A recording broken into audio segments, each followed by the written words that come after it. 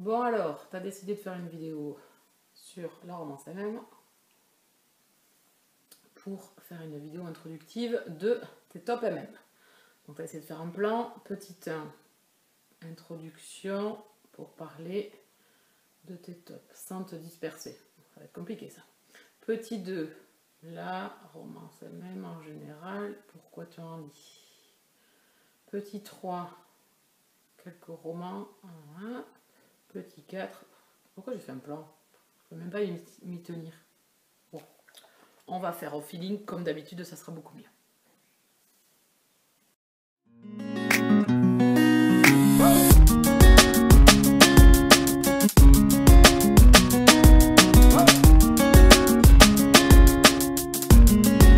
Bonjour et bienvenue sur ma chaîne Au Poudre de Candy Shy. On va pas se répéter, vous vous en doutez, c'est écrit en barre d'infos, etc. Donc j'ai fait une première vidéo ici introductive pour parler de mes tops MM. Pourquoi une vidéo introductive? Parce que je vais vous expliquer ça juste après. C'était très compliqué pour moi de vous faire qu'une seule vidéo avec les tops. Je vous renvoie à ma vidéo, les abréviations, etc. Le MM étant de la romance gay entre deux hommes. Qu'elle est gay. Et ensuite, je voulais vous faire ce top, mais en plusieurs vidéos. Donc celle-ci sera la première. Derrière, vous aurez 4 autres vidéos.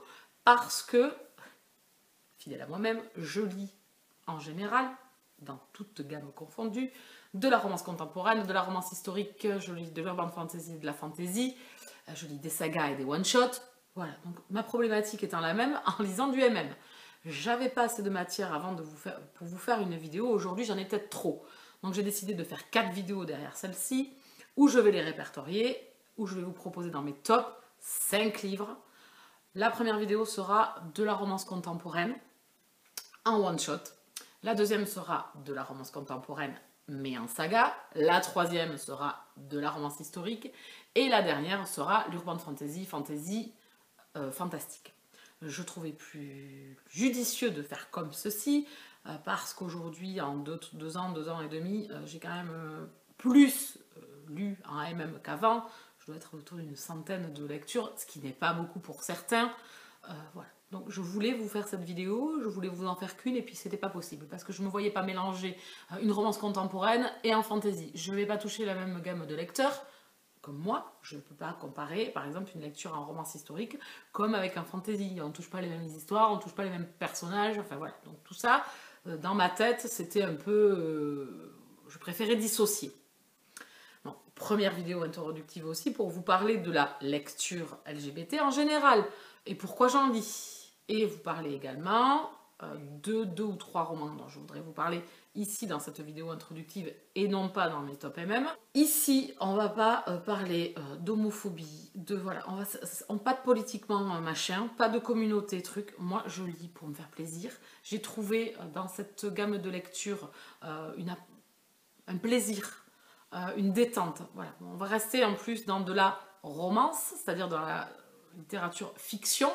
Je ne vais pas parler d'auteurs célèbres homosexuels ou bi ou etc. Je ne vais pas parler de grands textes sur la communauté LGBT ou sur l'homophobie ou sur la transphobie, etc. Mais je trouvais bien aujourd'hui, en ce 17 mai, de vous proposer cette vidéo. Grande journée mondiale de la lutte contre l'homophobie et la transphobie. Voilà, je lis du MM, mais voilà, je sais pas, j'aime pas m'épancher là-dessus. Chacun lit ce qu'il veut, comme il veut, quand il veut. Mais je vais vous expliquer pourquoi je lis ce style-là et les choses qu'on a pu me demander. Alors, c'est pas que ça m'a choqué, mais ça m'a interpellée. Pourquoi je lis du MM? Alors, j'ai envie de dire, pourquoi pas? En fait, de répondre, pourquoi pas? Parce qu'en fait, je peux lire du thriller, comme je peux lire de la dark romance, comme je peux lire de la fantasy, comme je peux lire de la romance paranormale, comme du contemporain, de la romance contemporaine, etc. Je ne catalogue pas, je me mets dans aucune étiquette littéraire. Je sais que je ne suis pas une pro de la fantasy, mais j'aime bien en lire de temps en temps, dans mon petit univers à moi. Donc j'aime pas du tout ce fait de cataloguer, de dire pourquoi tu lis du MM. Et pourquoi pas? Est-ce que un homme gay n'a pas le droit de lire une romance contemporaine hétérosexuelle? Si c'est ce qu'il a envie de lire. On va pas lui interdire. On va pas lui demander pourquoi il lit une romance contemporaine hétéro. Et pourquoi?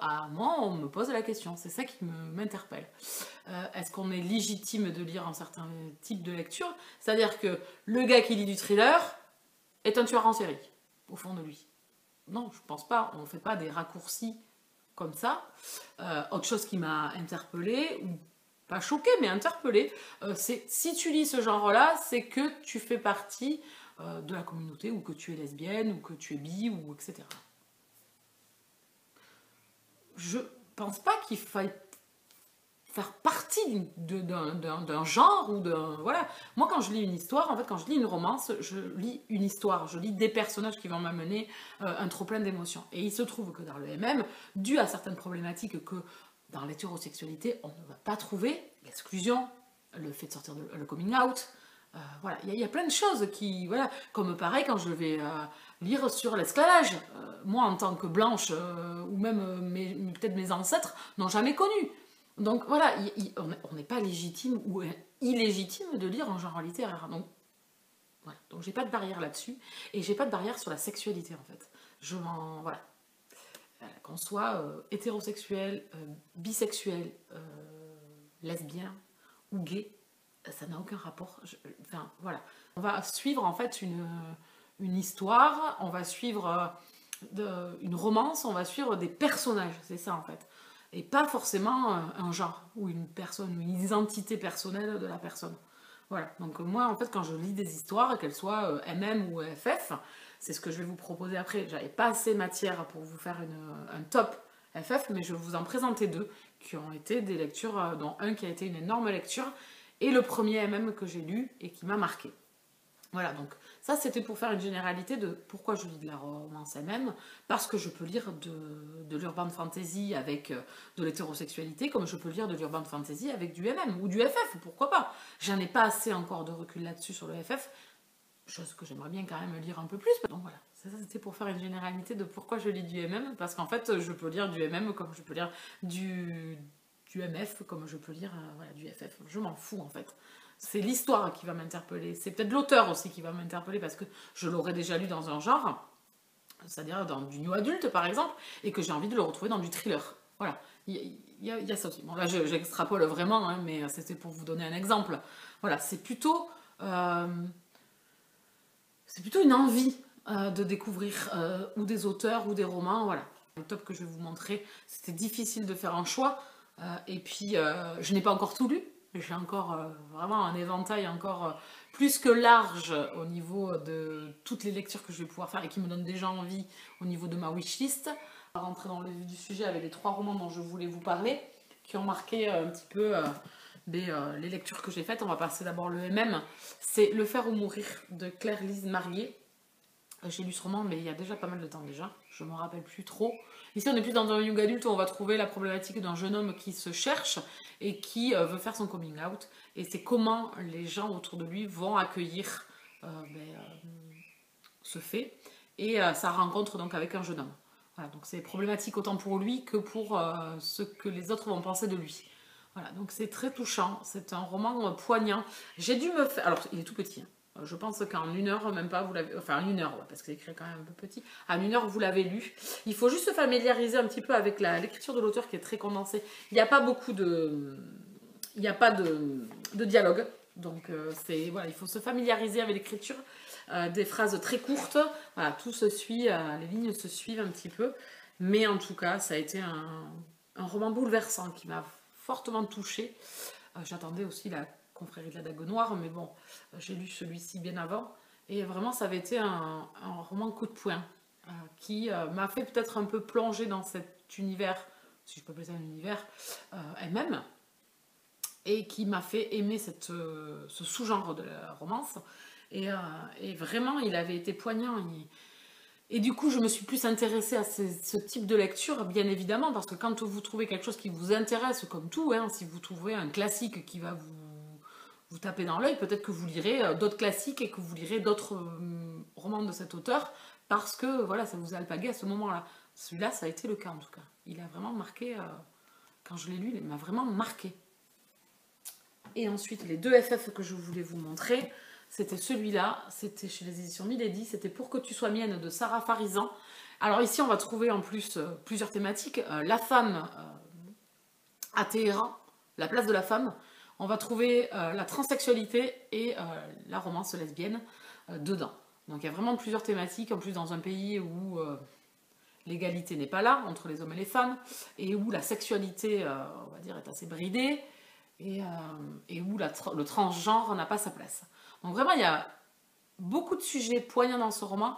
Le seul petit bémol, c'est que c'était pour moi un peu trop survolé, et que du coup, ça aurait mérité peut-être un peu plus de profondeur, parce que du coup, ça m'a vachement alpagué et intéressée, et ça reste une romance où on va suivre donc ces deux jeunes filles hein, qui sont à l'adolescence, qui ont 16 ans je crois, où on va vouloir en marier une bien évidemment à quelqu'un, hein, pas laisser le choix et tout, et la jeune fille qui est amoureuse d'elle va tout faire pour essayer d'être avec elle, quitte à se faire opérer pour devenir un homme, pour pouvoir épouser la jeune fille qu'elle aime.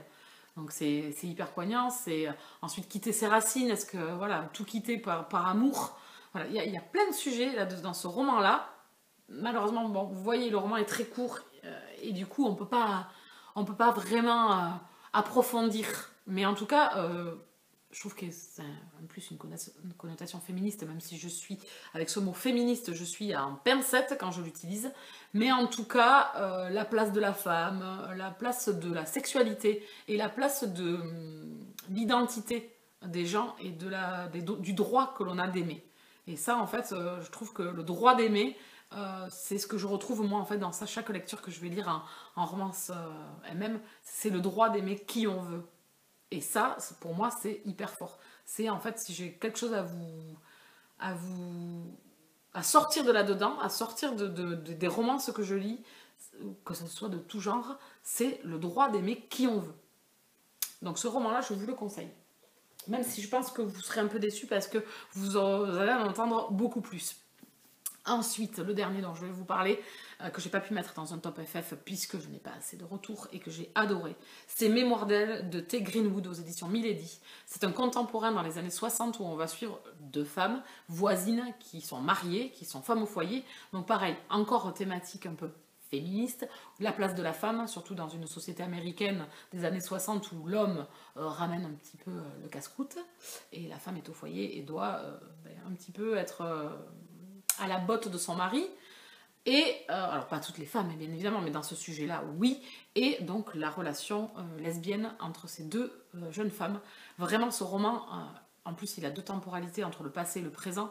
Un roman fort, un roman poignant, pareil avec une thématique et un sujet fort. Donc du coup, le lecteur est vraiment alpagué. C'est un contemporain que je vous conseille fortement en FF, moi qui m'a énormément plu et il fait partie de ces belles lectures que j'avais fait chez Milady en grand format, mais je crois qu'il est sorti en poche, je veux pas dire de conneries, mais bon, vous irez voir éventuellement, mais en tout cas c'était une très très belle lecture et il marquera voilà, pareil, ma vie de lectrice au niveau voilà, de romans percutants avec des sujets forts. Celui-là, je vous le conseille.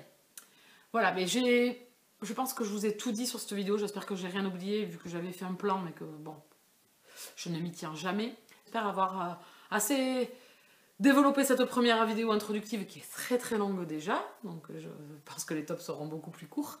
Voilà, j'espère que j'ai rien oublié. J'oublie les problématiques de la communauté. On va rester dans le cadre de ce dont je parle habituellement sur la chaîne. Sinon, on pourrait polémiquer bien évidemment longtemps et faire une vidéo longue. Mais on va s'arrêter là. Hein, voilà, je vais aller boire parce que j'ai soif. J'ai mon petit thé, donc je vais aller finir. J'espère que cette vidéo vous aura plu. N'hésitez pas à liker la vidéo pour la faire connaître. N'hésitez pas à la partager aussi, pourquoi pas. On va se retrouver de toute façon très très rapidement pour ces 4 vidéos avec mes tops livresques en MM. Je ne suis pas légitime plus qu'une autre bien évidemment. Moi je vous fais mon retour sur les lectures que moi j'ai aimées, sur ma façon de voir ce genre littéraire qui me plaît énormément. Vraiment histoire de partager avec vous comme d'habitude. J'étais pas encore revenue là-dessus, sur ce type de lecture et il était temps je crois. Donc n'hésitez pas à vous abonner à la chaîne. Moi en attendant je vous laisse là. Je vous souhaite à tous et à toutes de très très bonnes lectures et je vous dis à très bientôt. Bisous câlins.